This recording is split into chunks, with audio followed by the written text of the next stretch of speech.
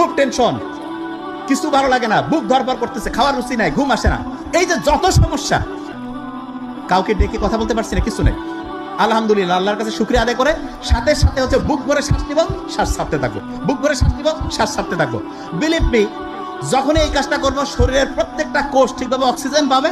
এবং তার চেয়ে অসাধারণ, আমাদের ফ্রেনিক নার্ভ বলে একটা নার্ভ আছে, সেই নার্ভটা শান্ত হয়।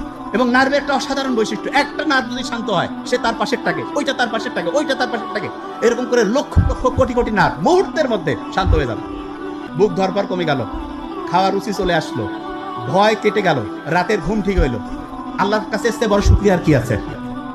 যার টাকা পয়সা সব আছে, ঘুম নাই, ওকে জিজ্ঞেস করো ভাই কি চাও, কবে আমি খালি ঘুম চাই, আমার টাকা পয়সা সব করে যাও। কিন্তু আমরা এটা দাম দেই না কেন? কারণ ফ্রি পাইছি।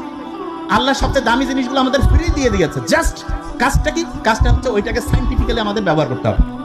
সকালে ঘুম থেকে